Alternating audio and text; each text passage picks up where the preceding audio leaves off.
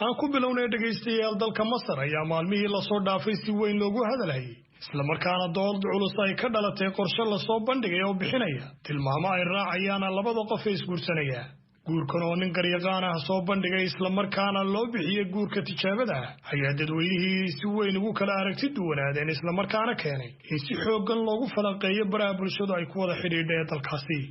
bal haddaba aan soo dhaweeyay wariyahayaga Xuseen Barre oo inoo haya shuruudda uu dhigaya guurkaasi sababta uu garyaqaanku u cuskaday soo bandhigista qorshahan iyo waliba in xal laga gaarayeen kale waad maasanta Cabdi Xakiin sheekadan waxay salka ku haysaa muran bariyay dambe ka socday maalmaha u dambeysay baraha internetka gaar ahaan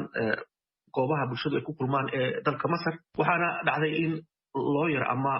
qareen Masri ah oo lagu magacaabo Dr. Ahmed Mahran uu soo bandhigay qorshe cusub oo guurka loo qaabaynayo marka wuxuu qorshahan wuxuu faa'iidadiisu ay tahay in uu yareeyo furiinka badan ee dalka Masar ka jira isla markaana uu soo dedejiyo dhalinyarada iyagu aan hore u guursan ee ka baqaysa mas'uuliyadaha guurka marka wuxuu soo dhigay fikrad cusub oo ah in la sameeyo wax la yiraahdo guurka tijaabada ah waan gartay marka guurka tijaabada ah markaynu eegno qodobada guurkan dhigayo ee qareenkan uu soo xigtay ama uu cuskanaya amaba waxyaabaha guurka uu kaga duwanaanaya maxay tahay sida uu sheegay Dr. Ahmed Mahran oo ah qareenka fikradan soo bandhigay guurkan wuxuu guurka caadiga ah dadka oo caadi u yaqaan uga duwanaan doonaa in uu wato laba warqadood oo ah midii caadiga ahayd ee meherka iyo mid kale oo uu magac daray contract ama qandaraaska guurka oo ay labada dhinacba shuruudahooda soo bandhigayaan marka wuxuu sheegay in inta badan ay dhacdo in dadka cusub ay isguursadaan ay sanadaha ugu horeeyaba isfuraan marka wuxuu sameeyay guurka tijaabada si uu hirgalo wuxuu yiri waa in labada qof isguursanaysa ay qabsadaan muddo 3 sano ilaa 5 sano ah oo ay ku shaqeeyaan ama ay dabaqaan contract ay kala saxdeen tusaale ahaan gabadhu waxay soo dhiganaysaa shuruudeeda wiilkuna wuxuu soo dhiganayaa shuruudiisa kadib labada dhinac shuruudii ay soo bandhigteen baa laga qorayaa dhinaca kale ka saxeexaya inuu ogol yahay kadibna 3 sano tusaale ahaan ayuu contractkaasi shaqeynaya haddii 3 sano gudahooda mid ka mid ah labada dhinac uu ka baxo heshiisyadii la isla dhigtay waxa dhacaysa marka in uu xaq u yeelanayo kii kale ama dhinacii kale wiilka ahaado ama gabadha ahaato inuu isaguna aroosi ka baxo ama meherkii uu fasakho isla markaana uu xuquuqdiisa helo marka maxaa la faa'iiday marka mar haddii maanay la mid ahayn sidii beriyo hore guurka haddii labada qof ay isfahmi waayaan oo ay kala tagaan hadday isfahmaanna ay sidaa nolosha kusii wataan wuxuu ka duwan yahay oo sheekada xiisaheeda iyo nuxurkeedu wuxuu ku jiraa shuruudahan la kala qoranaya ayaa shuruudo cajiiba tusaale ahaan waxaa dhacda in inta badan ay labada qof marka isguursanayaan wax ku heshiiyaan kadibna uu mid ka midii uu ka baxo heshiiskii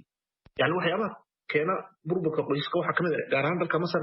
in ay gabadhu ay sharad ka dhigatay in macnaha tusaale ahaan ay shaqayso maadaama ay qoyskooda biiliso marka uu isaguna u ogolaado in ay shaqayso laakiin waxa laga yaabaa sanad ama 2 sano marka isqabo in ay culays yimaado xaggii reerka oo uu wiilka yiraahdo marka gabadhii shaqadii ka fadhiiso marka ay gabadhii marka ku xiraato inay kala doorto shaqadeedii iyo reerkeedii ama aqalkeedii marka si taa loo gudbo ayaa waxa loo ogolaanayaa sharcigan cusub ama fikradan cusub oo soo bandhigay qareenka Masriga ah in labada dhinac marka horeba ay contractkan ay kala saxanayaan ku qortaan tusaale waxyaabaha cajiibka ah kamid ah in gabadhu ay oran karto tusaale ahaan leelama guursan karo oo ninku macnaha gabadh kale ilama aroosi karo waa inuu hore u soo hoydaa habeenkii macnaha oo uu guriga ka dhixin waa inaan awood u yeeshaa in aan telefoonkiisa iyo computerkiisa iska eegi karo fariimaha u soo dhacay iyo dadka uu la xiriirayo tusaale ahaan marka haddii dee marka dambe ay la xumaato sheekadu oo uu inanka yidhahdo telefoonkaygu waan xidhay iyaduna waxay leedahay dee anna waan ka baxay reerkii qadaraaskiina waan ka baxay assalaamu calaykum waa sheekaadu cajiiba weeye Xuseen oo dee dabcan markaad eegto noloshii aadamaha taabanaysa weliba gaar ahaan dadkaasi Masar markaynu guur ka hadlayno guurku maaha un laba qof oo bannaan iska helay gaar ahaan guurka islaamiga ah oo dee heshiinaya un maaha ama iyagu wada hadlaya laakiinse marka laga yimaado dhaqanka iyo caadooyinka kolba deegaanka la joogo ka jira waxa salka u ah waxa weeye waa diinta weeyaan maxaa lagu soo gabagabeeyey markii dambe guurkan ama markii dambe maxaa la isla gartay waxaa si rasmi ah arrintan uga hadlay markii murankeedu uu farabatay xarunta al-azharka ama al-azhar sharif oo iyadu ah meelaha ugu muhiimsan ee loo noqdo xagga diinta islaamka wadamada islaamka marka al-azharku wuxuu sheegay in arrintani ay khalad tahay isla markaana ay ka baxsan tahayba shuruucdii islaamka uu guurka u dhigay oo ay ugu horeyso in uu ahaado mid aan muddo lahayn yani haddaad tirahdid waan isqabaynaa bil ama 2 bilood dee guur ma aha markaasi waa wax kale marka fatwo ay soo saareen azarku waxay sheegeen arrintaasi inaanay waxba ka jirin saxna ahayn waatay xuseen waa arrin ku cusub weeye bulshadii oo markaad eegto dee dabcan haddana dhinaca noloshii ka taabanaysa markaad eegto oo dee ninkan waxyaaba u xiganayo in dee guurkii hore u burburo ama reerihii hore u burburaan oo dee markaa wax laysla sii ogaado waxyaabahaas u xiganaya sideebaa dhalinyarada guurdoonka ah iyo weliba bulshadu ay uga falceliyeen arrinkan waxaa dhacday horta dee inta badan waxaa looga falcelinayay baraha bulshada oo inta badan baraha bulshada lagu soo bandhigaa oo ay dhalinyaradu kusoo bandhigtaan aragtidooda markaad eegtid faallooyinka ay ka bixiyeen ama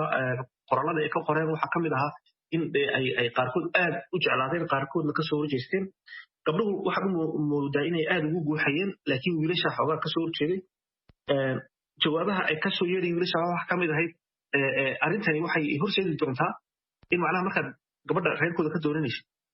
aad ku tiraahid adeer inantaada rabaa inaan guursado weliba oo aan soo tijaabiyo marka hadday iga faacdana 3 sano kadib waa guurka haddii kala haysanayaan marka yani arrinta tijaabada laga